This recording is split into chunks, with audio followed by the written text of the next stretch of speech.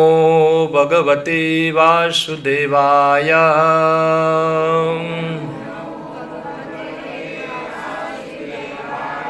ओम नमो भगवते वासुदेवाय।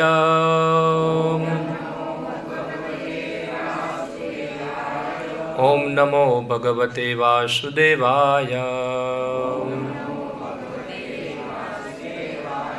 ओम अज्ञानतिमिरन्धस्य ज्ञानञ्जनशलाकया चक्षुरुन्मिलितं येन तस्मै श्रीगुरुवे नमः। श्रीचैतन्यमनोभीष्टं स्थापितं येन भूतले स्वयं रूपः कदा मह्यं ददाति स्वपदान्तिकं। वन्देऽहं श्रीगुरोः श्रीयुतपदकमलं श्रीगुरून् वैष्णवांश्च श्रीरूपं साग्रजातं सहगणरघुनाथान्वितं त्वं सजीवं साद्वैतं सावधूतं परिजनसहितं कृष्णचैतन्यदेवं श्रीराधाकृष्णपादान् सहगणललिता श्रीविशाखान्वितांश्च श्रीकृष्णचैतन्य प्रभु नित्यानंद श्री अद्वैत गदाधर श्रीवासादि गौरभक्तवृंद। हरे कृष्णा कृष्णा कृष्णा हरे हरे, हरे राम राम राम हरे हरे। हरे कृष्णा। सबका हार्दिक स्वागत है 6 दिन के हमारे गीता के इस शिक्षण कोर्स के अंदर। तो आज हमारा दूसरा दिन है। पीछे वो दरवाजा बंद कर दो। तो आज हमारा दूसरा दिन है। कल हमने क्या चर्चा किया, थोड़ा उसका हम संक्षिप्त में रूपरेखा देख लेते हैं। कल का हमारा विषय था जीवन का लक्ष्य क्या है, मनुष्य जीवन का लक्ष्य क्या है। और हमने देखा कि हम जो लक्ष्य के लिए प्रयत्न कर रहे हैं वो लक्ष्य तो पशु लोग भी प्राप्त कर रहे हैं। क्या है वो? आहार, निद्रा, भय और मैथुन, 4 चीज़। और हमसे ज़्यादा बिना मेहनत किए हुए प्राप्त कर रहे हैं। और हम लोग इस 4 चीज़ों को प्राप्त करने के लिए इतना मेहनत किया है, इतना विकास किया है, मगर परिणाम क्या आ रहा है उससे? तो हम देखते रहे सब सामाजिक स्थिति दिन प्रतिदिन बिगड़ रही है। तनाव, डिप्रेशन, अन्य सब समस्याएं हम देखते हैं पूरा। तो अगर वही लक्ष्य होता तो सब सुखी होने चाहिए, मगर सब सुखी नहीं है। मगर हम देखा कि मनुष्य के पास विशेष प्रकार से एक बुद्धि है, जो बुद्धि से वो समझ सकता है वास्तव में मैं कौन हूँ, मैं कहाँ से आया हूँ, भगवान कौन है, जगत किसने बनाया है। पशुओं को ये सब ज्ञान होता नहीं है, क्योंकि पशुओं की बुद्धि जो है वो केवल आहार, निद्रा, भय, मैथुन तक ही सीमित होती है। इसके ऊपर वो कुछ सोच सकते नहीं है। मनुष्य लोग सोच सकते हैं, क्योंकि उनके पास ऐसा विशेष चीज़ मिला है मनुष्य को। तो अगर कोई मनुष्य जो है वो इस प्रकार सोचता नहीं है तो वो मनुष्य केवल 2 पैर वाला पशु है। फिर हमने देखा कि वास्तव में जो बुद्धिमान मनुष्य है वो सोचेगा कि ये सब दुखों का कारण क्या है। हम देखें कि बहुत सारी समस्याएं हैं, मगर जो मूलभूत समस्याएं जो है हमारे सामने वो है जन्म, मृत्यु, जरा और व्याधि। गीता के अंदर श्लोक आता है जिसमें भगवान कृष्ण बताते हैं, जन्म, मृत्यु, जरा, व्याधि, दुख, दोषानुदर्शनम। ये सबसे बड़ी समस्या है और इसका सॉल्यूशन क्या है वो ढूंढ निकलना चाहिए। बाकी बहुत सारी समस्याएं हमको दिखेगी, मगर वो समस्याएं क्या है? खाली सुपरफिशियल समस्याएं हैं। मुख्य समस्या ये है। फिर हमने देखा कि ये इस सब चीज़ से मुक्त होने के लिए हमको सही ज्ञान की आवश्यकता है। फिर हमने दूसरा भाग लिया, सही ज्ञान कैसे प्राप्त करें। और सही ज्ञान प्राप्त करने के लिए हमने देखा 3 प्रकार के ज्ञान प्राप्त करने की पद्धति है, 3 प्रकार के प्रमाण हैं, एविडेंस है 3 प्रकार के। एक है प्रत्यक्ष प्रमाण, एक है अनुमान प्रमाण और एक है शब्द प्रमाण। प्रत्यक्ष प्रमाण यानी कि हमारी इंद्रिय अनुभूति द्वारा जो ज्ञान प्राप्त होता है उसको कहते हैं। अनुमान प्रमाण यानी कि अनुमान करना। और बाद में शब्द प्रमाण हमने देखा कि जो प्रमाणित व्यक्ति है उनसे सुनना। फिर हमने चर्चा किया कैसे कुछ भी वैलिड ज्ञान प्राप्त करना है तो प्रत्यक्ष प्रमाण और अनुमान प्रमाण में त्रुटियां हैं, वो हमको सही ज्ञान दे सकती इसलिए हम निर्भर किसके ऊपर है? शब्द प्रमाण के ऊपर। और जो वेद है वो शब्द प्रमाण है, शास्त्र। वेदो नारायण साक्षात। वेद किसी मनुष्य द्वारा रचे गई नहीं है। कल आपको बताना भूल गया मैं, वो व्यास देव ने कलयुग के अंदर लोगों की बुद्धि क्षीण हो गई थी, इसलिए वो वेदों को खाली लिखित रूप दिया उनको। हाँ, वैसे पहले वर्बली आ रहा था, मगर लिखित रूप व्यास ने दिया, खाली उसको जो सुना था उसको लिखा है, उसको सिस्टमेटिक कंपाइल किया, उसको खुद का चीज़ नहीं लिखा उन्होंने वहाँ। तो उन्होंने 4 वेद, उपनिषद, पुराण, महाभारत, रामायण, बहुत बड़ा वैदिक साहित्य उनको प्रदान किया। और फिर वैदिक साहित्य को समझने की पद्धति जो है वो गुरु शिष्य परंपरा है। 4 प्रकार की परंपराएं आती हैं, श्री, कुमार, रुद्र, ब्रह्म, 4 परंपराएं, उनके 4 आचार्य हैं। और इस परंपरा के माध्यम से शास्त्रों को पढ़ना होता है। फिर हमने देखा गुरु के बारे में, जो गुरु हैं ये परंपरा में आना चाहिए, और उसकी कुछ बेसिक योग्यता हमने देखी, जो शास्त्र के अनुसार ही बोलता होना चाहिए। उसका एकमात्र काम आध्यात्मिक जीवन होना चाहिए, ऐसा नहीं कि आधा भौतिक आधा आध्यात्मिक। फिर हमने शिष्य की योग्यता देखी, सेवाभावी होना चाहिए, नम्र होना चाहिए और इच्छुक होना चाहिए सत्य जानने के लिए। ये सब बेसिक योग्यता हमने देखा। और फिर हमने कंक्लूड किया फर्स्ट दिन के सेशन को। तो आज हम देखेंगे हमारा दूसरा दिन। सही ज्ञान तो हमने जान लिया कि चलो शास्त्र से जानना है। अभी सही ज्ञान क्या है, ज्ञान की शुरुआत कहाँ से होती है? जब भी कुछ ज्ञान की बात आती है तो ज्ञान की शुरुआत होती है जड़ और चेतन में अंतर करने में। ये ABCD है। क्या है? ABCD है ये। जब भी हम ज्ञान बोलते हैं, जनरली आजकल स्कूल कॉलेज में पढ़ाते हैं, वो उसको हम ज्ञान कहते हैं, मगर ये सब भौतिक ज्ञान है, क्योंकि इसका संबंध किसके साथ है? केवल जड़ पदार्थों के साथ है।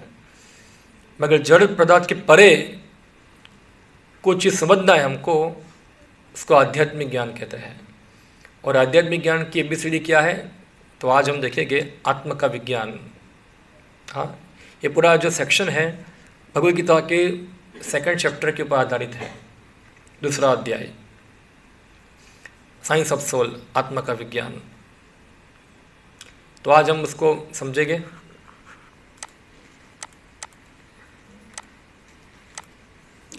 तो यहाँ एक स्लाइड आप देख सकते हैं। जब भी कोई व्यक्ति आपको पूछता है आप कौन हो, तो आप क्या परिचय देते हैं? कोई पूछेगा आपका नाम क्या है, आपका नाम क्या है? हैं? तो आपका नाम क्या है? मेरा नाम ध्रुव है। ओके, उनका नाम ध्रुव है। पिताजी का नाम होगा, जाति का नाम होगा, देश होगा, व्यवसाय होगा, स्त्री होगा, पुरुष होगा। हम लोग क्या है, ये सब पहचान करते हैं हमारी ये सब चीज़ों के साथ।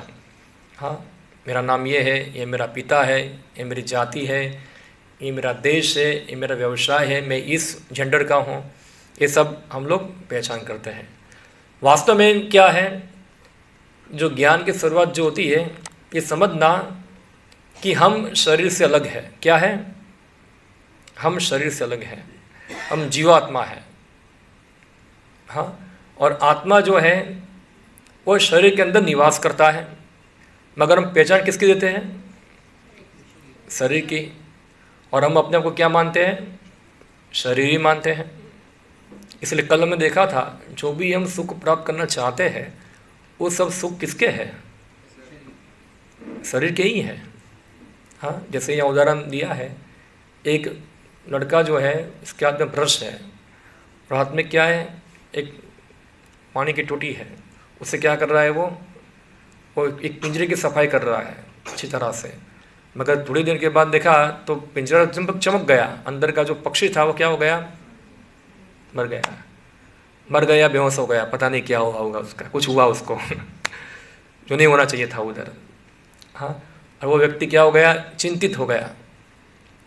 तो आधुनिक सभ्यता जो है वो बहुत बड़ी गलती कर रही है। क्या समझ रही है अपने आप को? शरीर।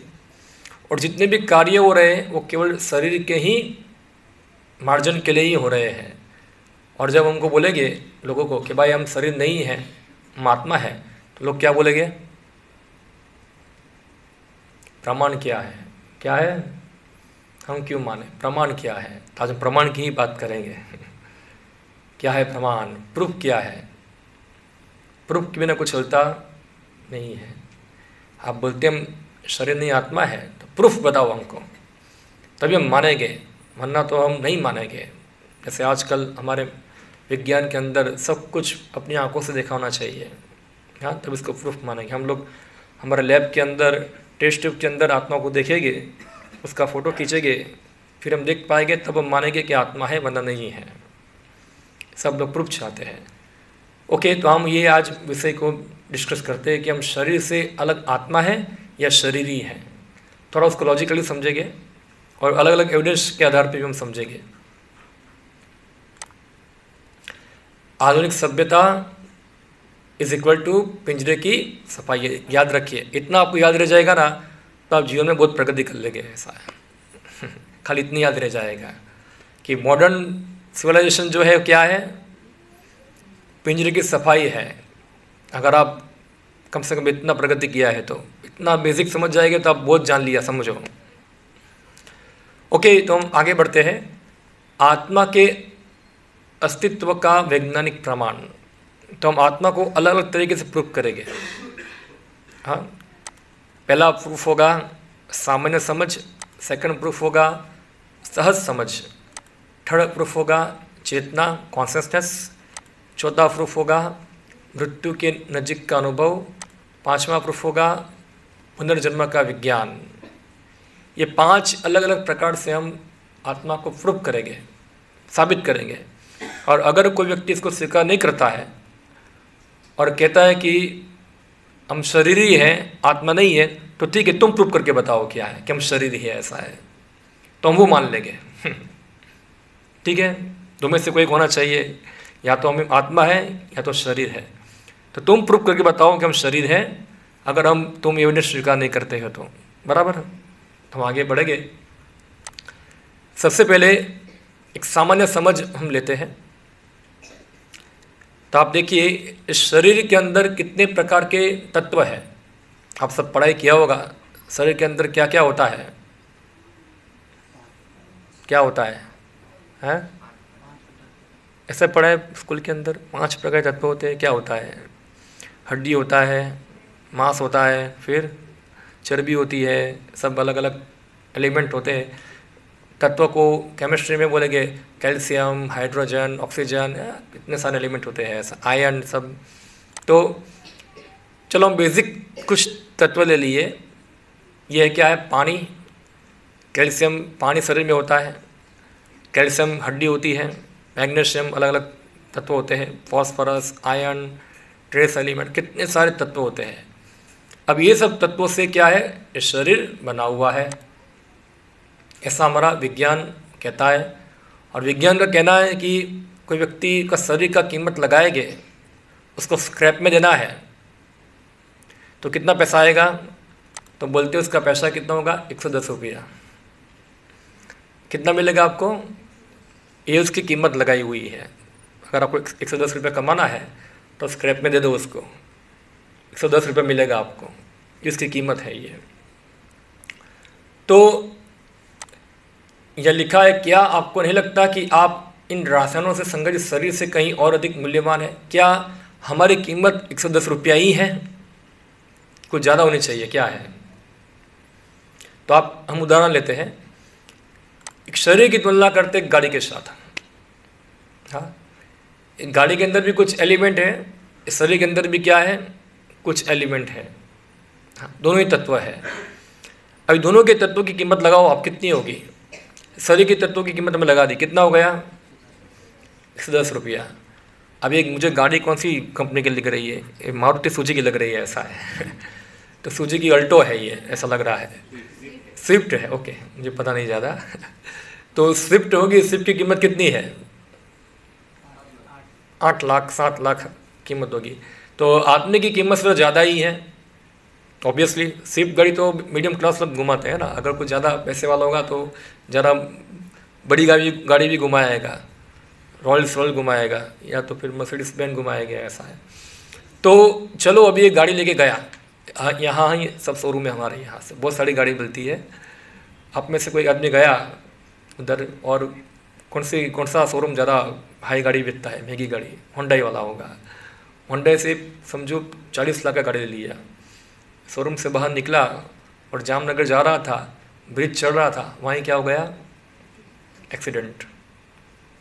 अभी क्या करना है, गाड़ी का हो गया कुचंबर, आदमी का भी क्या हो गया कुचंबर।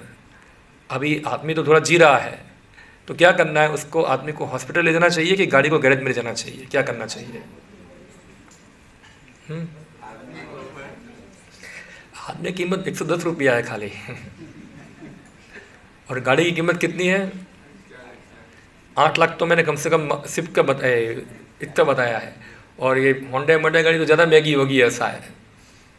तो क्या करना चाहिए, 108 को फ़ोन करना चाहिए, और गाड़ी के लिए कौन सा नंबर है, टोल करने आता है वो, उसका कुछ नंबर होगा, उसको बुलाना चाहिए, क्या करना चाहिए? तो अगर वो साइंटिस्ट ऐसा बोलता है कि हम शरीर ही है, हम रासायन से बने हुए हैं, तो जब उसका एक्सीडेंट हो जाता है उसको बोलने का ठीक है तुम रहो, हम गाड़ी को ले जाते हैं, क्योंकि हम केमिकल ही है ना अल्टीमेटली, इसमें क्या फ़र्क पड़ता है।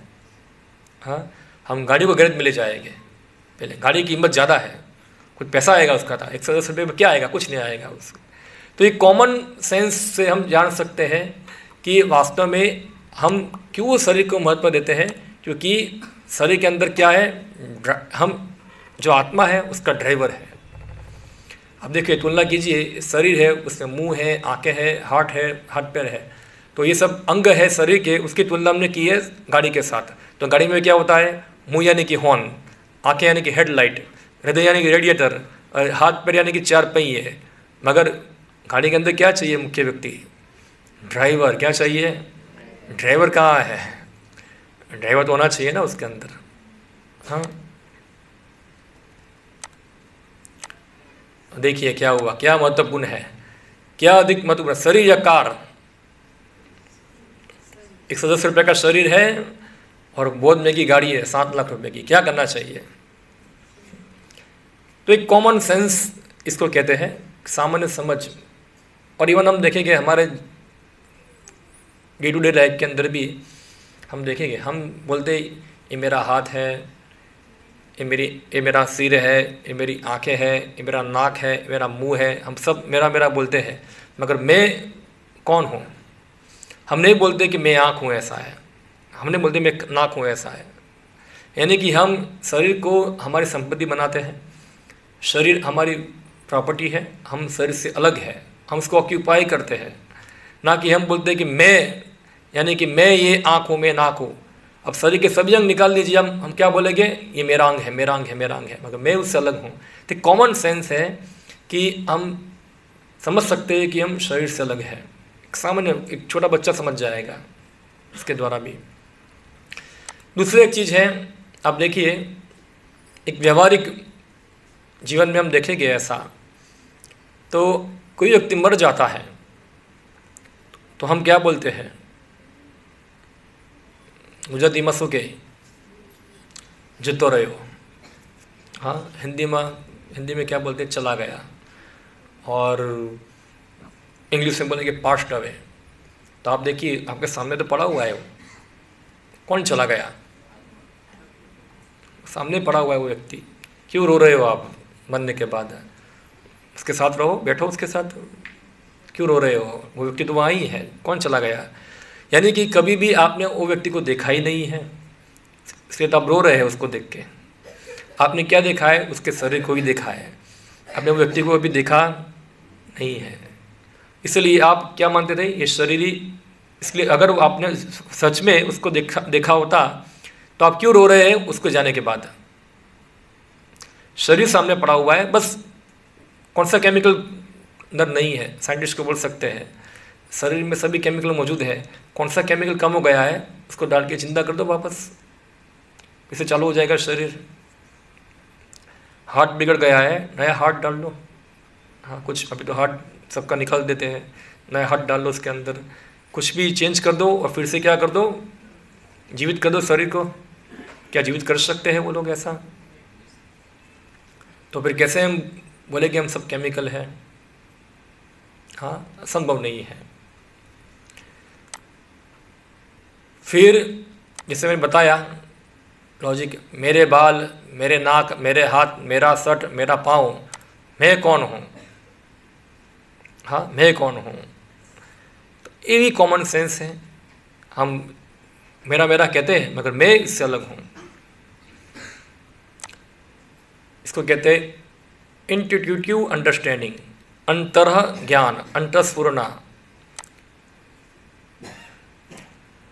आप अपने में दिखाई देने वाला शरीर नहीं है, आप आत्मा है जो देह रूपी यंत्र को चलाता है। देखो शरीर पूरा एक मशीन है, क्या है, सब मशीन है। कैमरा लगा हुआ है इधर, सब सर्किट लगी हुई, देखो यहाँ सब प्रोसेस चलता है यहाँ पूरा। और ये सब इधर एक ड्राइवर बैठा हुआ है, ये कौन है, आत्मा है। और ये मन है, ये मन की स्क्रीन के ऊपर सब कुछ, यहाँ जो कुछ कैमरा देखता है वो सब प्रोसेस होकर यहाँ आता है और आत्मा सब परसीव करता है यहाँ। और आत्मा के साथ परमात्मा बैठे हुए सब। तो ये शरीर जो है एक मशीन है, क्या है, मशीन है। और जैसे मशीन को चलाने के लिए ड्राइवर चाहिए, इस प्रकार क्या चाहिए, हमको शरीर को चलाने के लिए भी जीवात्मा चाहिए। आप देखो एक गाड़ी होगा, उसका ड्राइवर नहीं होगा तो गाड़ी क्या एक इंच भी चलेगा, अपने आप नहीं चलेगी। भले उसके अंदर पेट्रोल हो, उसके अंदर सब पहिए लगे हुए हो, पूरा फर्स्ट क्लास गाड़ी सर्विस किया है, मगर उसका ड्राइवर नहीं होगा तो गाड़ी एक इंच भी आगे बढ़ेगा नहीं इसके अंदर। यानी कि जो गाड़ी को चलाने का फोर्स जो है वो कौन है, आत्मा है। शक्ति कौन है, आत्मा है। ड्राइवर बैठेगा तभी गाड़ी चलेगा। कोई बोल सकता है अभी तो कौन सी गाड़ी आई हुई है वो अपने आप चलती है, कौन अमेरिका में आता है वो, टेस्ला। टेस्ला भी प्रोग्रामिंग तो कोई करता है ना, अपने आप तो नहीं प्रोग्रामिंग हुआ है उसके अंदर, हाँ, वहाँ भी प्रोग्रामिंग करने वाला कोई है। यानी कि कोई एक व्यक्ति तो होना ही चाहिए जो उसको नियंत्रण करता हो, कंट्रोल करता हो। अपने आप कोई चीज़ चलती नहीं है। तो मृत शरीर और जीवित शरीर में क्या फ़र्क है, तो अभी ये हम देखेंगे डेड बॉडी और लिविंग बॉडी के अंदर चेतना का फ़र्क है। क्या है, चेतना का फ़र्क है। थोड़ा चेतना को हम समझेंगे। चेतना जो है, जैसे हम कहें कि करंट जो घूमता है ना, एक तार होगा उसके अंदर क्या जाता है, करंट।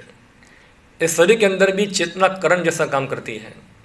आपके पैर में कोई चुंगली करेगा तो आपको क्या होगा, उसका पेन होगा और इसका अनुभव होगा। यानी कि आपके शरीर में क्या है, चेतना है। मगर आप टेबल को ऐसे चुंगली करेंगे तो क्या होगा,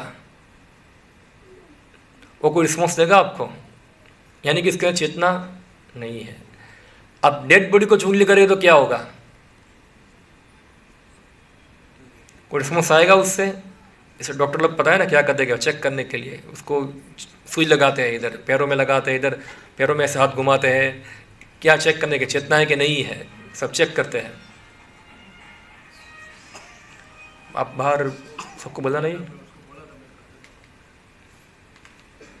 चेतना काम नहीं किया है ऐसा।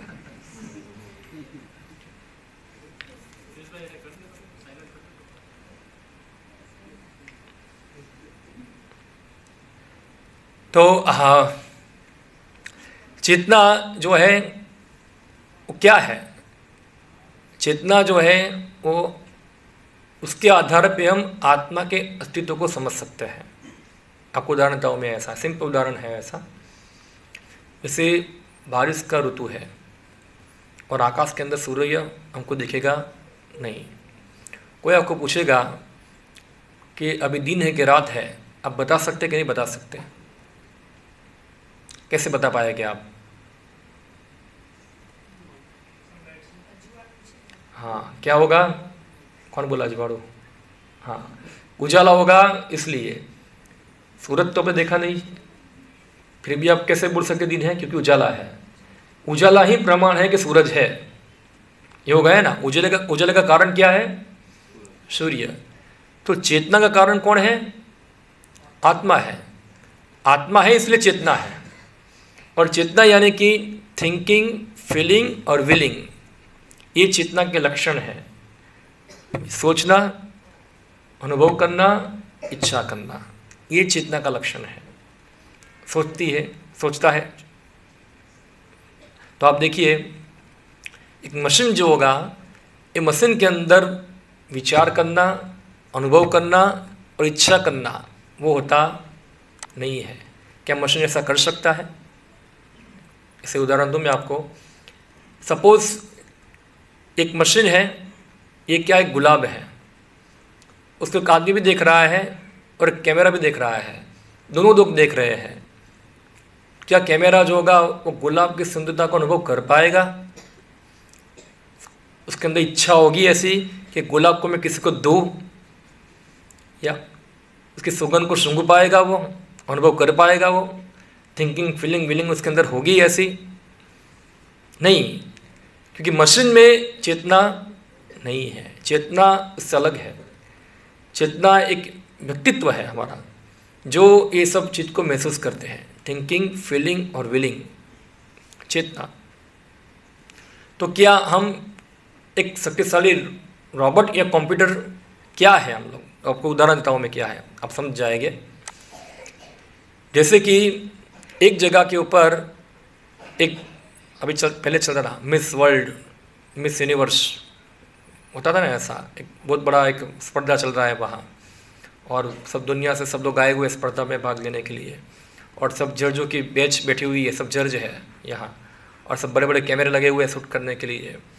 अभी निर्णय करना है कौन होगी मिस यूनिवर्स 2023, कौन जजमेंट देगा? कैमरा देगा? कौन देंगे? क्यों? क्यों कैमरा दे सकता नहीं है? कैमरा जो है वो खाली क्या करता है? दिखता है। वो सुंदरता को महसूस कर सकते हैं? नहीं है। आदमी ही की चेतना जो उसको महसूस कर सकता है, अनुभव कर सकता है, वो निर्णय भी कर सकता है। कैमरा निर्णय कर सकता? कैमरा एक मशीन है। कई बार आपने देखा होगा, घर के पास लगा दरवाजे लगा दे, आप जाओ दरवाज़ा खुल जाता है। तो क्या दरवाजे के अंदर चेतना है क्या? हाँ, नहीं है। दरवाजे के अंदर एक प्रोग्रामिंग किया हुआ है, एक सेंसर लगाया हुआ है, जब भी कोई चीज़ व्यक्ति सामने आती है तो दरवाज़ा खुल जाएगा, ऐसा प्रोग्रामिंग डाला है ऐसा। अभी इसका उल्टा प्रोग्राम कर दो आप, कोई व्यक्ति आए दरवाजा उसके सामने गिरे, ऐसा भी होगा, ऐसा भी कर सकते हैं आप। जैसे कोई रोबोट होगा, रोबोट के सामने कोई व्यक्ति एक झपट मारेगा, तो ऐसा प्रोग्राम किया होगा कि रोबोट को कोई मारा तो रोबोट उसको सामने झपट मारेगा। मगर ऐसा प्रोग्राम भी कर सकते हैं आप कि रोबोट को कोई झपट मारे और रोबोट बोलेगा आपको थैंक यू वेरी मच, ऐसा ही बोल सकता है। आप भेज जाइए थोड़ा, सर डिस्टर्ब हो रहा है, थोड़ा पीछे बैठिए, लोग आ जाएंगे धीरे धीरे आगे। तो ये यानी कि कोई मशीन के अंदर कोई चेतना होती नहीं, हम मशीन नहीं है, हम क्या है? जीवात्मा है। अभी एक दूसरा उदाहरण आपको देता हूँ मैं, कि साइंटिस्ट लोग बोलते हैं हम केमिकली हैं। तो आप साइंटिस्ट को चैलेंज कीजिए, ऐसा है सब रसायन मौजूद है, कौन सा केमिकल कम है? चलो हम केमिकल देते हैं आपको। आप क्या डेड बॉडी को जिंदा कर सकते हैं? यहाँ हमारे एक मेडिकल का लड़का है इधर, हाँ क्या कर सकते हैं? क्या विज्ञान का कहना है? शरीर कैसे बना हुआ है? विज्ञान क्या बोलता है? बॉडी किसका बना हुआ है? जीवन कहाँ से आया? क्या है विज्ञान? क्या पढ़ाते हैं आप? यहाँ कोई विज्ञान के स्टूडेंट नहीं हो गया? हाँ, पर पढ़ते हैं ना स्कूल में जाके, एग्जाम में लिखते भी है, पास भी होते हैं। मैं जब पढ़ाई कर रहा था तब आता था यूरी मिलर एक्सपेरिमेंट आता था, एक यूरी और मिलर करके था एक, उन्होंने बनाया एक चंबू बनाया, उसके अंदर उसने कुछ नाइट्रोजन हाइड्रोजन ऐसा कुछ डाल दिया और उसमें कुछ करंट पास किया, और उसके अंदर धीरे धीरे देखा तो उसमें क्या बन गया? एक एमिनो एसिड बने थे, ऐसा है।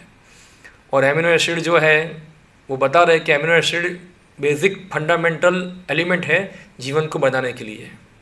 सही बात है, क्योंकि एमिनो एसिड से ही क्या बनता है? डीएनए बनता है, और फिर डीएनए से ही आगे जाके सेल बनता है, और सेल से ही धीरे धीरे क्या होता है, पूरा बॉडी बनता है।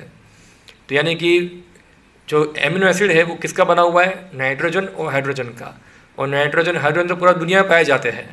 इसलिए जीवन भी कहाँ से आया है, ये सब रसायनों से पैदा हुआ है, ऐसा साइंटिस्ट लोग का धारणा है। ये हाइपोथेसिस है, ऐसा है कि प्रूफ नहीं है, अभी तक वो प्रूफ नहीं कर पाए, मगर वो साइंस के नाम में सब चला रहे हैं। वो बोलते हैं कि हम साइंस पढ़ा रहे हैं, मगर साइंस नहीं पढ़ा रहे हैं, ऐसा है। क्योंकि साइंस का मतलब क्या है, तो प्रूफ होना चाहिए। आपने एक धारणा लेके आप धारणा पढ़ा रहे हैं, तो दूसरी धारणा ऐसे ही पढ़ाओ कि एक आत्मा भी होना चाहिए, ऐसा है। दोनों धारणा लेके चलना चाहिए ना, क्यों एक धारणा लेके चलते हैं आप। क्योंकि पूरा साइंस जो है अगेंस्ट किसके है, साइंस वर्सेस रिलीजन, वही है ना। साइंस का मतलब क्या है, सभी प्रकार से रिलीजन की बात को गलत साबित करना, वही एक उनका एजेंडा है। एन केन प्रकारन धर्म की सही बात को गलत साबित करना, जो शास्त्र को गलत साबित करना, यही साइंस का मुख्य पर्पस है। इसके लिए तो बना हुआ है ये, सबको बुद्धिशाली बनाना। मगर हम देखते हैं साइंस खुद साइंस नहीं है, क्योंकि वो लोग भी गलत धारणा को लेके चल रहा है। हाँ, तो हम समझ सकते हैं कि चेतना जो है कभी केमिकल से आती नहीं है। चेतना जो है वो आत्मा की उपस्थिति की अनुभव कराता है। वो जैसे सूरज होता है आकाश में, तो प्रकाश द्वारा पूरे ब्रह्मांड में फैलता है, उसी प्रकार चेतना जो है पूरे शरीर में फैली हुई है। ओके, अभी हम थोड़ा साइंटिफिक एविडेंस देखते हैं क्या है, थोड़ा और। अभी लोग क्या है, तो हमने लॉजिकली बात किया है, ऐसा है। अभी थोड़ा विज्ञान के ऊपर जाते हैं, विज्ञान क्या कहता है इसके बारे में, साइंस क्या कहता है। तो देखिए, यहाँ एक साइंटिस्ट का एक कहना है, उसने एक प्रयोग किया है जिसका नाम है नियर डेथ एक्सपीरियंस, मृत्यु समिट की अनुभूति। ये आप गूगल में सर्च करेंगे, आपको बहुत सारा मिल जाएगा उसके अंदर, मृत्यु के नज़दीक के अनुभव। हाँ, यानी कि जो व्यक्ति मर चुके या जस्ट पॉइंट ऑफ डेथ पे हो गए थे और वापस उनकी चेतना आ गई, तो उन्होंने क्या अनुभव किया, वो चीज़ के बारे में उन्होंने अपना अनुभव बताया। तो ऐसे बहुत सारा एक रिसर्च किया इन लोगों ने, माइकल सोबर्न करके है, कार्डियोलॉजिस्ट प्रोफेसर है। उन्होंने बहुत सारे केस स्टडी किया अलग अलग कंट्री के अंदर, सबका उन्होंने डेटा निकाला, तो सब लोगों ने जो बताया ऑलमोस्ट सेम ही था। क्या है, तो मेरे पास एक छोटा सा एक वीडियो क्लिप है, हम देखते हैं उसको। अंग्रेजी में है, मैं आपको थोड़ा बाद में उसको हिंदी में बताऊंगा क्या है, तो आप देख सकते हैं। In Germany, Christina's doctors are also losing their battle. Her heart will not restart. She has just minutes before her brain too shuts down. Ist so ein Defibrillationsschock. We were trying to jumpstart her heart with a defibrillator. Zum Schlagen zu bringen. Gleichzeitig We gave her several drugs. Sie hatte mehrere Medikamente. Der Patientin hatte zu viel The Blut. patient had lost too much blood. Her organs weren't getting enough. Kein Mensch und ich am wenigsten We really didn't think we could save her. sein können. Because Christina's heart has stopped pumping, many would consider her dead. Yet something seems to be happening with her mind.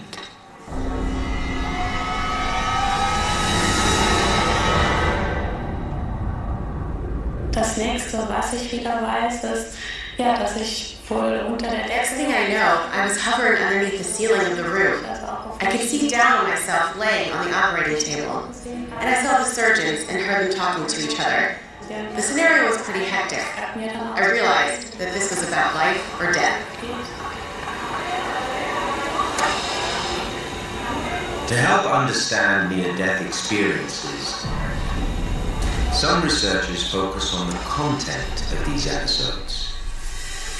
A common element that occurs early in near-death experiences is what's called an out-of-body experience. At that time, the person seems to be able to see and hear things going on, but up from the vantage point above their body. तो ये बता रहे हैं यहाँ Germany के अंदर एक case हुआ है ऐसा। एक लड़की थी, उसका हार्ट सर्जरी चल रहा था। तो हार्ट सर्जरी चल रहा था तो हार्ट को बंद करना पड़ा पहले, और बंद करने के बाद उसको क्या करना है, फिर से चालू करना है। चालू करने के लिए स्पॉट मारते हैं उसको।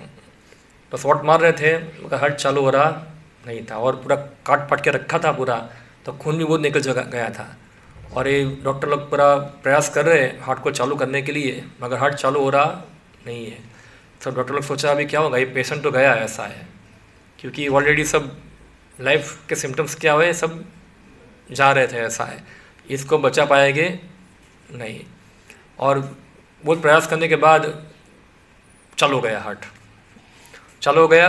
और फिर वो जब लड़की होश में आई तब वो लड़की ने बताया जो जो डॉक्टर बातें कर रहे थे, जो जो वो कर रहे, वो सब वो बोली मैं देख रही थी। कहाँ से देख रही थी?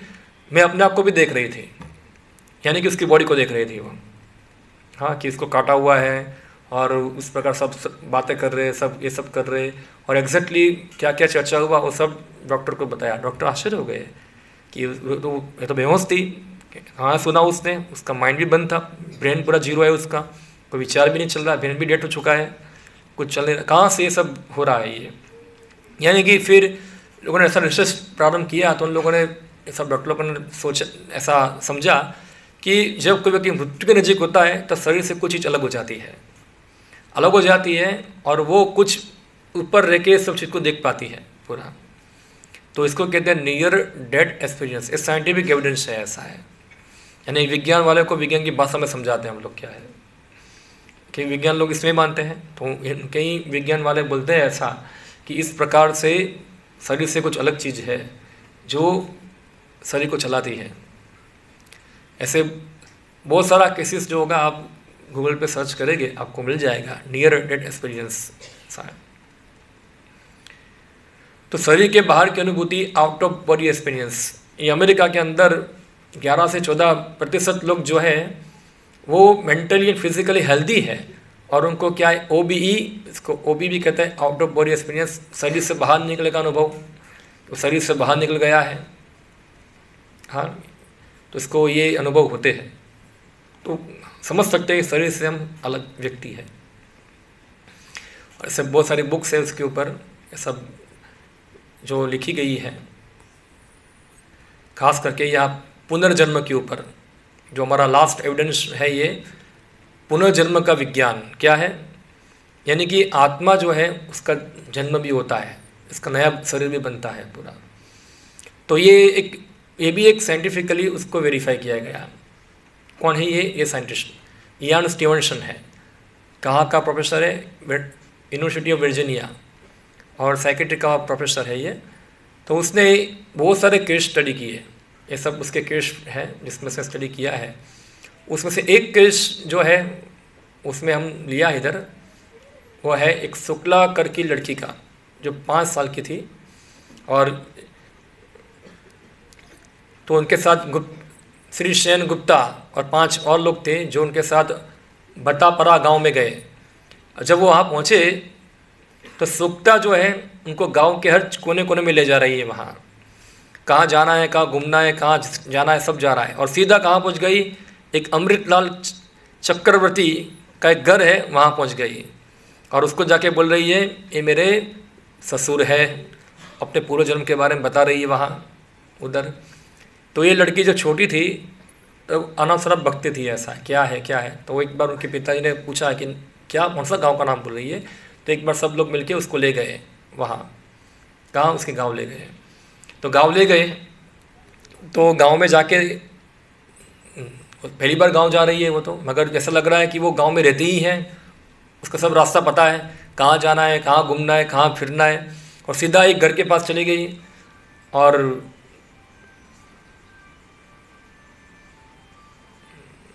मोबाइल फ़ोन, हमको जामर रखना पड़ेगा, जामर अभी एक जामर लगाओ इधर से, सब जाम हो जाए फ़ोन। प्लीज़ थोड़ा इतना कसरत कीजिए साइलेंट करने का। नहीं आता है तो बाजू वाले को पूछ लीजिए कैसे करना है, आपको मदद करेंगे, ऐसा है, बहुत दयालु लोग हैं सब।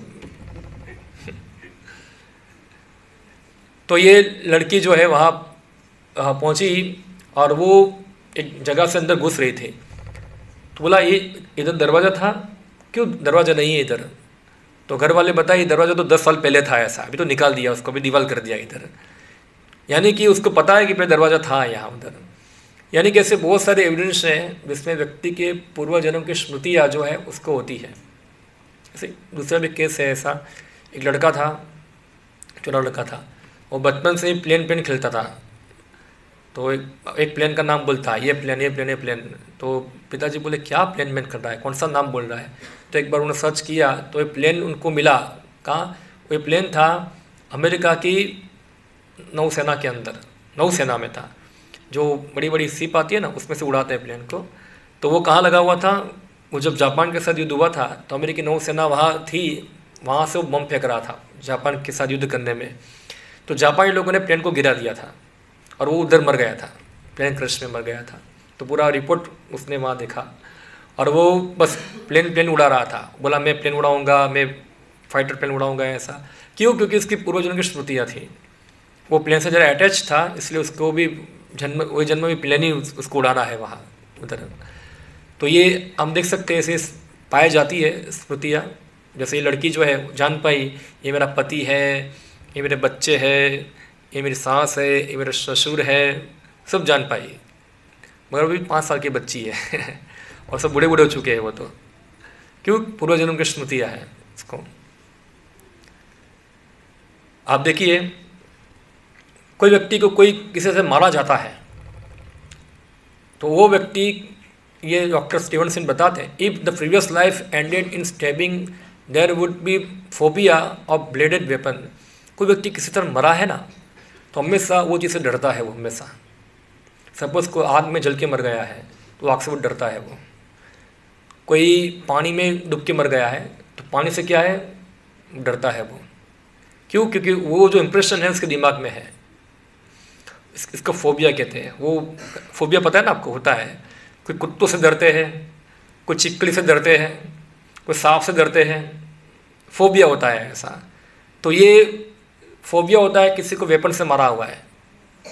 और जनरली वेपन से किसी को मारते हैं तो कई बार नेक्स्ट लाइफ के अंदर वो वेपन जो जगह मारा हुआ है उसका निशान भी कई बार दिखता है वहाँ, कि यहाँ गोली मारी हुई थी, यहाँ चाकू से मारा हुआ था, वो निशान भी वहाँ आता है इधर। तो ये सब दिखा रहा है ऐसा कि व्यक्ति जो है उसके पूर्व जन्म की स्मृति लेके आया है यहाँ। फिर यहाँ बताते हैं, even though identical twins are physically born by the splitting of the single egg from the same genetic material, they may have striking contrast in temperament. The difference in temperament is because of two different souls reincarnated in two different bodies that are genetically identical. तो आप देखिए, कोई भी जुड़वा बच्चे पैदा होते हैं तो जुड़वा बच्चे क्या होता है कि एक ही सेल दो में बट्टा है माँ के गर्भ के अंदर। हाँ, एक ही सेल दो में बट्टा है। अभी दोनों के जीन्स तो एक ही है, एक ही माँ से पैदा हुए हैं, एक ही माँ है, एक ही बाप है उसके, वहाँ से पैदा हुए, सब उसका मटेरियल तो सब एक ही है, मगर दोनों का पर्सनैलिटी क्या होता है, कई बार अलग अलग होता है। उसको तीखा पता है, तीखा अच्छा लगता है, उसको मीठा अच्छा लगता है। हाँ, वो बंदूक से खेलता है, वो किसी और से खेलता है। दोनों का क्या है, पर्सनैलिटी क्या है, अलग अलग है। यानी कि दो इंडिविजुअल पर्सनैलिटी है, खाली केमिकल नहीं। अगर केमिकल ही होते तो दोनों का रिएक्शन सेम होना चाहिए ना, क्यों नहीं होता है? दोनों का रिएक्शन सेम होना चाहिए। यानी कि दो आत्मा ने शरीर धारण किया है उधर। तो phobia comes from past life. Phobia are related to the modes of death of the person whose life is being remembered. For example, in previous life ended in drowning, there would be phobia of water. जैसे मैं बताया, कोई पानी में डूब के मर गया तो पानी से डरेगा वो हमेशा, उसको डर लगता है। कोई एक्सीडेंट में मर गया है तो गाड़ी चलाना समय डरेगा, वो नहीं जाना है, ऐसा है। तो ये फोबिया उसको कहते हैं। तो भौतिक दृष्टिकोण के अनुसार हम जड़ पदार्थ से बने शरीर मात्र है, शरीर सिर्फ रसायनों की थैली ही है। इसलिए क्या करो, जितना हो सके इतना मांस को मारो, खाओ, पियो, कोई बात नहीं ऐसा है। क्योंकि क्या है, हम लोग केमिकली हैं। अगर केमिकली है इसलिए हम क्या कर रहे हैं, लाखों लाखों गायों को काट रहे हैं, लाखों लाखों पशुओं को मार रहे हैं। क्या है, सब कुछ केमिकली है। श्री प्रभुपाद जी बताते थे, आप पशु को मार के खाते हैं, अपने बच्चों को मार के खा जाओ, वो भी केमिकल ही है, क्यों नहीं खा जाते उसको, वो भी केमिकल है, खा जाओ उसको। यानी कि एक कॉमन सेंस, अब देखो ये ना समझने के कारण कितना हत्या हो रहा है, कितना हत्या हो रहा है इधर। और क्या है, मृत्यु के बाद सब कुछ खत्म हो जाता है। ये पूरा भौतिक फिलोसॉफी जो है, दृष्टिकोण है, वो पूरा सबके दिमाग में घुसा हुआ है आज। इसके ही कारण तो दूसरा विश्व युद्ध भी हुआ था, कि दूसरा युद्ध के अंदर मुख्य जो उसका आधार था वो था सर्वाइवल फॉर फिटेस्ट। डार्विन ने सिद्धांत बनाया था, जो ज़्यादा शक्तिशाली है वो जिएगा, बाकी सब मर जाएंगे। तो उस समय सेकंड वर्ल्ड वॉर के अंदर जर्मनी के अंदर हिटलर बोला हम शक्तिशाली है, हम सबको मार देंगे, जर्मनी रूल करेंगे पूरी दुनिया के ऊपर, और बाद में खुद मरा।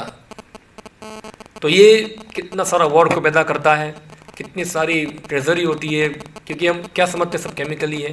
तो किसी को मार दो गोली से, क्या प्रॉब्लम है, सब केमिकल को इधर चेंज कर रहे हैं ना हम लोग तो। हाँ, तो फिर अगर केमिकल ही है तो फिर सोसाइटी में किसी को मारने का सजा क्यों मिलता है, फांसी। उधर कारखाने के अंदर बहुत सारा केमिकल इधर उधर घुमाते हैं, तो किसी का चप्पा डाल कैसे घुमा दिया केमिकल, क्या होगा उसके अंदर, क्यों फांसी की सजा मिलती है।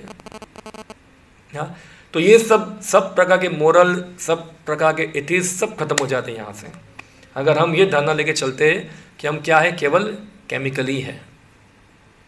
हाँ, और आध्यात्मिक दृष्टिकोण क्या है,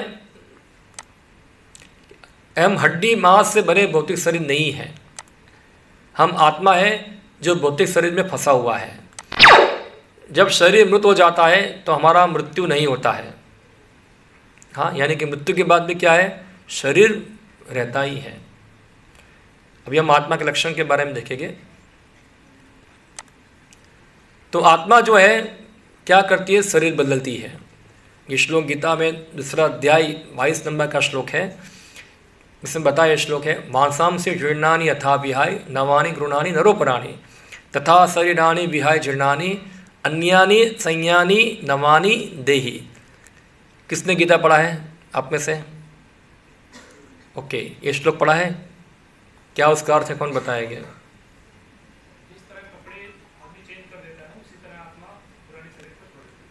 मोबाइल का आत्मा निकलना है हमको, कैसे निकालेंगे उसका? पता नहीं कि उसमें आत्मा जाता है अंदर को, भूत होगा ऐसा है। कई बार घुस जाता है, मोबाइल बदलना चालू हो जाता है, तो उसको कैसे रोके? कोई बुलाना पड़ेगा जादूगर को भूत को निकालने के लिए। तो यहाँ बताए कि जो शरीर जो है वो एक कपड़े के जैसा है। क्या है? एक कपड़ा है। जैसे हम पुराना वस्त्र जब बिगड़ जाता है उसको हम त्याग देते हैं और नया वस्त्र धारण करते हैं, उसी प्रकार से हम जब शरीर काम करना बंद हो जाता है तो कि नया शरीर धारण करता है। अन्यानि संयाति नवानि देहि। सिंपल, यानी कि आत्मा जो है शरीर चेंज करता है और हमारा शरीर हर क्षण चेंज हो रहा है, हर क्षण चेंज होता है। समय के प्रभाव के अंदर क्या होता है, हमारा शरीर हमेशा चेंज होता है। पहले बाल काले थे, अभी क्या हो गए, वाइट हो गए। पहले हम बहुत सुंदर थे, अभी बूढ़े हो गए।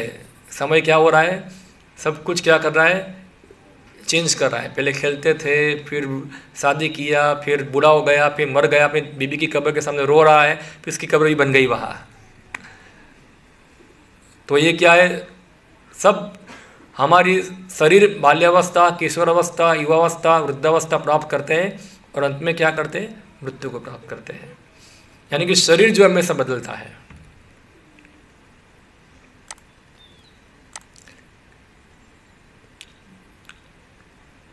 हर क्षण शरीर में परिवर्तन होता रहता है और 7 साल में हमारा शरीर बदल जाता है। तो देखिए, एक मेडिकल साइंस के अनुसार 7 साल के अंदर हमारे शरीर के सभी सेल क्या हो जाते हैं, बदल जाते हैं। और एक्चुअली रोज सेल चेंज होते हैं, कुछ सेल घिस जाते हैं, नए सेल आ जाते हैं। आप नाखून काटते हैं, नया नाखून नहीं आ जाता उधर, उसका जगह किसी ने ले लिया ना उधर, तो सेल तो नहीं बनते हैं शरीर के अंदर। तो ये शरीर के अंदर नए नए सेल आते हैं, हम चेंज होते हैं। तो यहाँ गीता के अंदर भगवान एक लॉजिक की तरह समझाते हैं कैसे हम शरीर बदलते हैं। बहुत अच्छा उदाहरण दिया है। एक श्लोक है, देहिनो अस्मिन् यथा देहे कौमारं यौवनं जरा तथा देहांतर प्राप्तिस् धीरस्त्र मुह्यति। जिस प्रकार से हम बाल्यकाल में से युवावस्था में से वृद्धावस्था में शरीर को चेंज करते हैं, उसी प्रकार से मृत्यु के बाद भी हमको नया शरीर मिलता है। समझे क्या है? हम छोटे थे, युवा हुए हैं, हम बदले, हम तो वही है, शरीर बदल रहा है। उसी प्रकार मृत्यु के बाद भी क्या होगा? हमारा शरीर बदलेगा। अब ये लॉजिक है, एक तर्क है जो भगवान कृष्ण अर्जुन को दिए। ये तर्क को हम समझते हैं क्या है थोड़ा। ये अनुमान है, अनुमान प्रमाण है जो भगवान गीता में चर्चा करते हैं तर्क के द्वारा। तो देखिए, अभी मार्च महीना है, ऋतु गर्मी की है, 2023 साल है।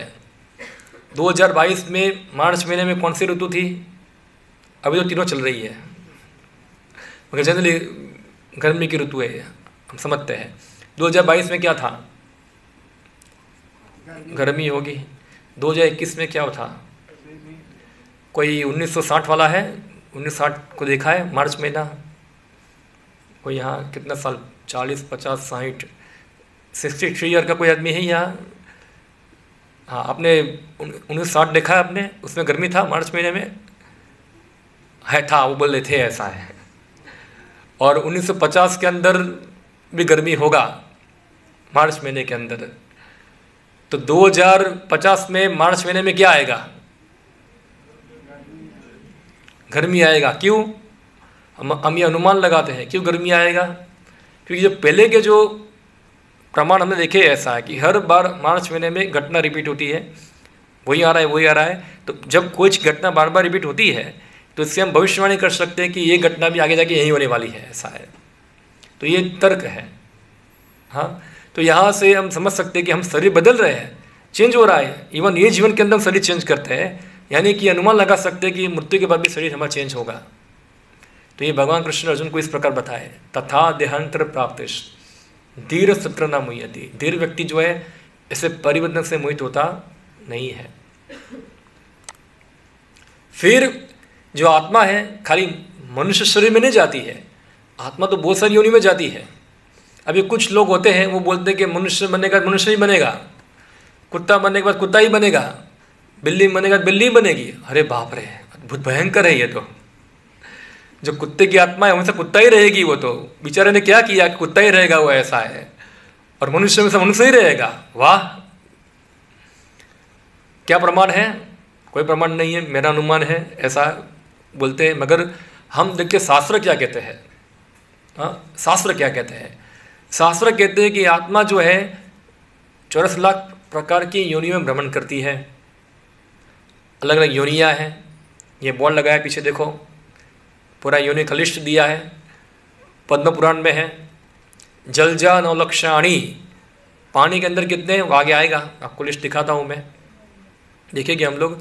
तो हर योनियाँ हमको प्राप्त होती है जब हमारी इच्छा क्या है, मृत्यु के समय हमारी चेतना क्या है, और हमारे पूर्व जन्म के हमारे कर्म क्या है, अभी जो हमने किए कर्म और हमारी इच्छा, ये दोनों के आधार पे हमको दूसरा जीवन प्राप्त होता है।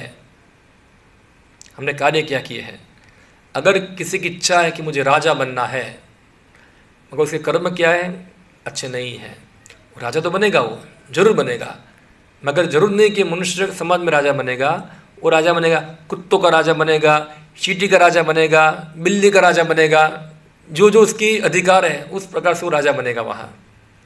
हाँ, जिस प्रकार इच्छा है, तो हमारी जो इच्छा को हमने कल्टिवेट किया है, इच्छा हमारा अटैचमेंट जो है जो चीज़ से, और जिस प्रकार के हमारे कर्म हैं, जहाँ हमारा माइंड जो है फिक्स हुआ है, जिसके ऊपर ये मन जो है ना, जो चीज़ के ऊपर फिक्स हुआ है उस अनुसार हमको शरीर मिलेगा नेक्स्ट, वो चीज़ प्राप्त करने के लिए।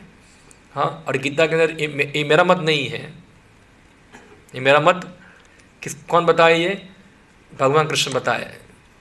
कौन सा श्लोक है? आत्माध्यायी 6 नंबर का श्लोक है। क्या है? यम यम वापी स्मरणम भावम त्यजन्त्यन्ते कलेवरम तम तम वेदि कौन्तेय सदा तद भाव भाविता। इसका अर्थ क्या है? जो जो व्यक्ति मृत्यु के समय में जो जो स्मरण करता है उस प्रकार से उसको नेक्स्ट शरीर प्राप्त होता है। तो देखिए हमको क्या स्मरण करना चाहिए, हम क्या स्मरण करते हैं। अगर हम पूरा दिन पैसा पैसा पैसा पैसा ही स्मरण किया है तो मृत्यु समय क्या आ जाएगा, पैसा। हो मेरे घर के तिजोरी में पैसा पड़ा है, और उसको देख देख के क्या हो जाएंगे, मर जाएंगे। फिर हमारे बच्चे थोड़ा 2-3 महीने के बाद तिजोरी को खोलेंगे, वो लॉकर खोलेंगे, और लॉकर के अंदर एक क्या होगा, एक बंदा होगा, एक चींटी होगी, एक मकोड़ा होगा। वो कौन होगा, हम ही होंगे। जो कहाँ है, वो पैसों के अंदर बैठे हुए हैं, अंदर पैसों का रखवाल करने के लिए। क्योंकि क्या है, पैसे में आसक्ति रह गई वहाँ उधर। तो वो तो हमारी इच्छा के अनुसार ही होगा। जहाँ हमारा मन लगा हुआ है, जहाँ हमारी चेतना जिस चीज़ में अब्जॉर्ब है, वो चेतना उधर ही प्रवेश कर जाएगी, वही भाव को ग्रहण कर लेगी, ऐसा है अंदर। तो ये अलग अलग योनियाँ हैं। वो क्यों है, क्योंकि अलग अलग प्रकार की इच्छाएं हैं लोगों की, ऐसे नहीं बनी हुई है। देखिए पूरा लिस्ट है। मनुष्य की 4 लाख प्रकार की योनियाँ हैं, पशुओं की 30 लाख प्रकार की, पक्षी की 10 लाख, जीव जंतु की 11 लाख, वनस्पति की 20 लाख, जलचर की 9 लाख। ये सभी योनियाँ जो है वो एक विशेष प्रकार की इच्छा को भोगने के लिए मिली हुई है। और व्यक्ति को इच्छा करता है तो वो इच्छा को पूरा करने के लिए उसको योनि मिलती है, वो जिसमें वो इच्छा को क्या करे, वो आसानी से पूरा कर सके। जैसे कि उदाहरण में दूँ, किसी व्यक्ति को मांस खाना है। अभी मांस खाने के लिए कौन सा योनि अच्छा है, मनुष्य का कि शेर का?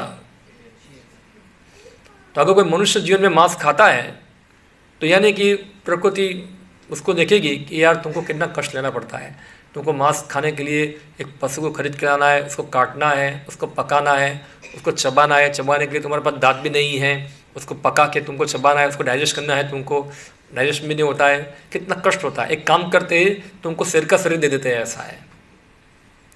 और शेर के शरीर में क्या कर, तुम मांस ही खाओ, तुम्हारे चाकू की आवश्यकता, हम तुमको परफेक्ट चाकू देंगे, तुम्हारे हाथ में ही चाकू आ जाएगा, क्या है, हाँ ऐसे करोगे चाकू आएगा, ऐसे काटना ही खाली, उसको नाखूनी चाकू जैसे होंगे, और उसको पकड़ कर उसको मुंह से खाना है तो मुंह भी क्या होंगे, धारदार चाकू वाले होंगे, और तुम इसको पचा ही पाओगे, डाइजेशन पावर भी अच्छा होगा। तो प्रकृति इसको इस प्रकार शरीर देगी जिसमें वो क्रिया वो अच्छी तरह से कर पाए वहाँ। अब देखो शेर जो है वो मांस ही खाएगा और कुछ खाएगा नहीं, क्योंकि उसकी इच्छा थी मांस खाना, वो मज़ा आता था, रोज़ खाया, तंदूरी बंदूरी सब खाया, ऐसा है। तो प्रकृति क्या बोलती, तुम अभी यही खाओ, तुमको रोटी चपाती खाने की आवश्यकता नहीं है। तो शेर जो होगा क्या खाएगा, नहीं खाएगा। आप रोटी डालोगे रोटी खाएगा नहीं, बहुत भूखा होगा तो भी रोटी को खाएगा नहीं।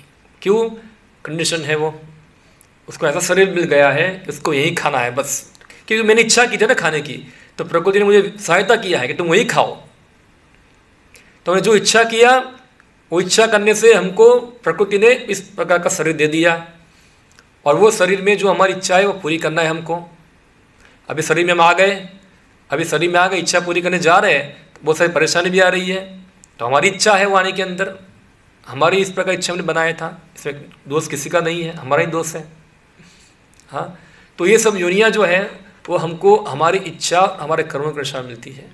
तो हम जो कर्म भगवान बताए गीता के अंदर, जो खास करके आई थिंक 13वें अध्याय के अंदर या तो 14वें अध्याय के अंदर, जब 3 गुणों का वर्णन होता है गीता के अंदर, जो व्यक्ति मानव जीवन के अंदर जिस प्रकार के गुणों के संगति करके जिस प्रकार की इच्छाओं को वो कल्टिवेट करता है, उसको अपनाता है, उस प्रकार से उसका नेक्स्ट जीवन बनता है। अगर कोई व्यक्ति मानव जीवन में सात्विक जीवन अपनाता है तो सात्विक बॉडी मिलेगा उसको नेक्स्ट जीवन के अंदर। तो सात्विक व्यक्ति कहाँ जाएगा, उच्च लोक में जाएगा। ऊर्ध्वं गच्छन्ति सत्त्वस्था, शतगुणी व्यक्ति कहाँ जाएंगे, ऊपर जाएंगे, ऊपर उच्च लोक में जाएंगे। मध्यम तिष्ठन्ति राजसा, जो राजसिक जीवन अपनाएंगे वो कहाँ रहेंगे, यहाँ ही रहेंगे। जघन्य कर्म वृत्तिस्था अधो गच्छन्ति तामसा, जो तामसिक जीवन जीते वो कहाँ जाएंगे, नीचे ही जाएंगे। अभी वर्तमान समय में क्या है, लोग ज़्यादातर रजोगुण तमोगुण में ही जी रहे हैं, आपको सतोगुणी बहुत कम मिलेंगे। इसका उदाहरण हम देख सकते हैं यहाँ ही, हम किसी सतोगुणी क्या है, जो समझते हैं हर चीज़ को। जैसे हम बोले कि मोबाइल स्विच ऑफ करो, नहीं करते हैं, ये क्या दिखा रहा है, तमोगुण में है ये, इसका लक्षण है ये, क्या है, तमोगुण यानी कि अज्ञानता, कि वो सुन के भी समझ नहीं पा रहा है, यानी कि इसका चेतना में कितना तमोगुण घुसा हुआ है, हाँ, कि वो समझ पा रहे नहीं है। तो ऐसे व्यक्ति कहाँ जाएंगे? खाली मोबाइल नहीं, ऐसी कितनी सारी क्रिया होगी वो नहीं फॉलो करता होगा, सोचो आप। यानी कि उसका चेतना पूरा आवृत हो गया है, तो वो कहाँ उसकी नीचे योनि में जाएगा। तो ये हम जिस प्रकार के गुणों का संग करते हैं उस प्रकार से हमको शरीर मिलता है हमारा। देखिए सब कितने सारे बॉडी है ये। हाँ, पक्षी की, किसको उड़ना है तो क्या बन जाओ? पक्षी बन जाओ। हाँ, कि सोना है सोता ही रहता है, क्या भगवान क्या करेंगे? ठीक है, तुम भालू बन जाओ, सोते रहो। दौड़ना है, जॉगिंग करते हैं रोज, क्या बन जाओ? चीता बन जाओ, दौड़ते रहो, ऐसा है। हाँ, बंदर बन जाओ। अलग अलग योनियाँ सब है, अलग अलग प्रकार के विषयों को भोगने के लिए। हाँ, ये सब देखिए, सब वैरायटी है, सब वैरायटी है। हाँ, इसे मनुष्य की भी योनि है। ये सब घूमने घूमने घूमने घूमते घूमने के बाद फिर क्या मिलती है? फिर से मनुष्य नहीं मिलती है। किस लिए? जन्म मृत्यु जरा जिस निकलने के लिए। बाकी योनियों में तो क्या है? केवल आहार, निद्रा, भय और मैथुन, ये चार चीज़ों को भोगने के लिए पूरी व्यवस्था की गई है। देखो, सांप स्कूल जाता नहीं है, कुत्ता भी स्कूल जाता नहीं है, गाय भी स्कूल जाते नहीं है, कोई स्कूल जाता नहीं है, कोई कमाने के जाता नहीं है, सबको सब मिल जाता है। परेशानी किसको है? इन लोगों को ही है। किसको है? मनुष्य को ही है। उसको ही सब झंझट है, ऐसा है। अगर केवल आहार, निद्रा, भय, मैथुन है तो झंझट किसको है? मनुष्य को ही है। मगर मनुष्य योनि ये चीज़ के लिए मिली नहीं। मनुष्य योनि मिली है खास करके परम सत्य को जानने के लिए है। अगर आहार, निद्रा, भय, मैथुन ही लक्ष्य है तो सबसे अच्छा क्या है? पशु योनि बेस्ट है। फिर देखेंगे आत्मा के लक्षण। आत्मा जो है अविनाशी है। आत्मा की मृत्यु कभी होती नहीं है। सुन के अच्छा लगा आपको? हाँ, यानी कि आप कहीं मरेंगे नहीं, बहुत अच्छा लगा ना। आप नहीं मरेंगे कभी, आपका शरीर खाली खत्म होगा, आप नहीं मरेंगे। हाँ, अगर हम अपने को शरीर मानते हैं, इसलिए शरीर खत्म होता है तो हम दुखी हो जाते हैं। जैसे सांप को देखा होगा आपने, सांप कई बार क्या होता है? अपना शरीर निकाल देता है, देखा आपने? बीच में घिस के निकालता है। ऐसे ही आत्मा जो है शरीर चेंज कर देती है। आत्मा कहीं मरती नहीं है, आत्मा तो रहती ही है। आत्मा सनातन है, शरीर बदलती रहती है खाली, बस। इसलिए हमको डरना नहीं चाहिए कि मैं मर जाऊंगा। अब नहीं मरने वाले भाई, शरीर मरने वाला है, आत्मा तो रहने वाला ही है। हम पहले भी थे, आज भी है, बाद में भी रहेंगे, कभी खत्म नहीं होंगे। आत्मा व्यक्तिगत है, हर जीवात्मा इंडिविजुअल है। आप इंडिविजुअल आत्मा है, मैं एक इंडिविजुअल आत्मा हूँ। मेरा थिंकिंग फीलिंग विलिंग आप समझ सकते नहीं है, आपका थिंकिंग फीलिंग मैं समझ सकता नहीं हूँ। आपको कुछ दर्द हो रहा है तो उसको मैं अनुभव कर पाऊँगा नहीं, और मेरा दर्द आप अनुभव कर पाएंगे नहीं, क्योंकि हम आत्मा जो है अपना ही शरीर का थिंकिंग फीलिंग विलिंग समझ पाती है, अपने शरीर का ही क्षेत्र है वो समझ पाती है। तो हर आत्मा व्यक्तिगत है। प्रमाण क्या है? गीता का 2 अध्याय 12 नंबर का श्लोक, ये सब प्रमाण दिया गया है। फिर आत्मा शाश्वत है, वो भी हमें देख लिया। न जायते मृत्यते वा कदाचित्, ना तो उसका जन्म होता है, ना तो मृत्यु होता है, न भविष्य में, न भूतकाल में। अजन्मा नित्य शाश्वत पुराणो न अन्यते अन्य माने शरीर। शरीर खत्म होने के बाद भी आत्मा खत्म होता नहीं है। आत्मा अचिंत्य है, इसको हम टेस्ट ट्यूब में देख सकते नहीं है। जैसे मैंने बताया कि हमारी इंद्रिय क्या है, कल याद है आपको? हमारी इंद्रिय क्या होती है? सीमित है। हम आंखों से सब कुछ देख सकते हैं। कल एक बच्चे को पूछा था हम लोगों ने, हम यूवी किरण देख सकते हैं, है ना? देख सकते हैं, मगर तो हम खाली भौतिक चीज़ देख सकते हैं, तो आत्मा को कैसे देखेंगे हम लोग? आत्मा तो बहुत सूक्ष्म है। कितना सूक्ष्म है वो, कैसे इन आंखों से देख पाएंगे हम लोग उसको? इसलिए आत्मा को देखने के लिए तरीका क्या है? सुनना। जो गीता में भगवान बताते हैं उस उन पर विश्वास कर लो। विश्वास माने कि जैसे एक बच्चा है, वो माँ बोलेगी ये तुम्हारा पिता है, तो बच्चे को मानना पड़ेगा। सिंपल, कोई तर्क करना नहीं है इसके अंदर। तो शास्त्र बता रहे हैं कि हम जीवात्मा है, उसको हम ये आँखों से देख पाते नहीं हैं। तो हम स्वीकार कर लेना चाहिए यहाँ। और बाकी जो हमें लॉजिक बताया वो लॉजिक के द्वारा भी हम अनुभव कर सकते हैं। देखिए, आत्मा जो है खाली स्वरूप में प्रकाश नहीं है, अभी तो सुंदर रूप और गुण से युक्त है। देखो कई बार लोग आत्मा को दिखाते एक बिंदु रूप है।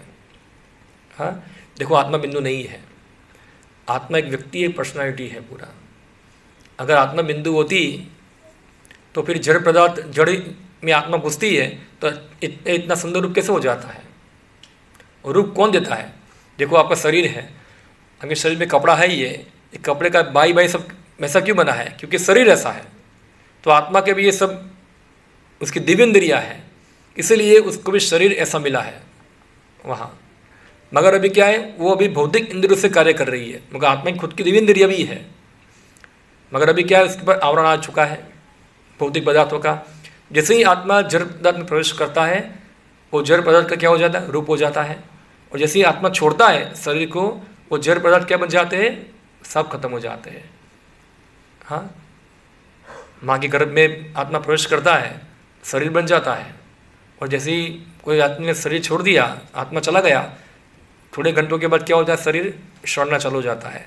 धीरे धीरे क्या हो जाएगा? पूरा शरीर फिर से लुप्त हो जाएगा ये। यानी कि आत्मा जो है वो शरीर को रूप देती है। शरीर के पास अपने आप शक्ति नहीं है रूप देने की, वो तो खाली जड़ चीज़ है। और आत्मा का रूप क्या है? सच्चिदानंद है, दिव्य रूप है उसका। आत्मा का परिमाण श्वेताक्षर उपनिषद में बताया है, बालग्र भागस्य सतदा कल्पितस्य च भागो जीवः सविज्ञेय स न चानंताय कल्पते। इसका अर्थ क्या है कि आत्मा का परिमाण खाली हमको अंदाजा दिया है कि बाल का जो अग्रभाग है उसके अब 1000 भाग कर दोगे, और उसमें से एक भाग जो है उसका और 1000 भाग करोगे, उतना क्या उसका परिमाण है। इतना कितना सूक्ष्म है, कैसे मापा गया? हमारे पास कोई माइक्रोस्कोप नहीं है, दिख पाएगा उसके अंदर। हाँ, आत्मा कहाँ रहता है? यहाँ हृदय प्रदेश में। अभी कोई बोलेगा हार्ट निकलेगा आत्मा निकल जाएगा? नहीं, आत्मा कोई फिजिकल चीज़ नहीं है कि वो हृदय के अंदर फिट किया हुआ है ऐसा उसके अंदर। वो भौतिक चीज़ों से बंधा हुआ नहीं है। वहाँ हार्ट में निकल जाएगा, फिर भी आत्मा तो रहेगा, प्रदेश में रहता है, ये जगह में रहता है। ऐसा नहीं कि हृदय के अंदर उसको घुसा के रखा है इसके अंदर। ओके, फिर लक्षण आत्मा, ये हमने देखा, आत्मा व्यक्तिगत है, आत्मा समासत है, आत्मा देहांतर करता है, आत्मा अविनाशी है, आत्मा अचिंत्य है, आत्मा हृदय प्रदेश में रहता है, आत्मा का रूप है, आत्मा का परिमाण है। तो ये सब क्या है? आत्मा के लक्षण हैं। ये सब गीता के प्रमाण दिए हुए यहाँ ऐसा है। अभी आत्मा का धर्म भी है। क्या है? आत्मा का धर्म भी है। थोड़ा मैं बेसिक आपको बताऊँ, कल बाद में चर्चा करेंगे ज़्यादा। जैसे पानी है, पानी का धर्म क्या है? धर्म यानी कि ऐसे वस्तु कि जो चीज़ से उसका अस्तित्व पुरवार होता है, उसका अस्तित्व इसके ऊपर निर्भर है। तो पानी के अंदर ऐसा क्या होना चाहिए जिससे पानी वो होगा? मतलब पानी नहीं है, तरलता होनी चाहिए। अग्नि के अंदर क्या होना चाहिए? उसका प्रकाश, ऊष्मा। अब प्रकाश ऊष्मा कोई निकाल दो तो अग्नि को, आप उसको अग्नि कह पाएंगे? तो आत्मा का धर्म क्या है? क्या आत्मा का धर्म है कि जिस वो आत्मा में से वो निकाल दो तो आत्मा नहीं रहेगी, ऐसा है। तो आत्मा का धर्म है जो है वो है सेवा करना। क्या है? सर्विस करना। और सर्विस की अभिव्यक्ति होती है प्रेम से।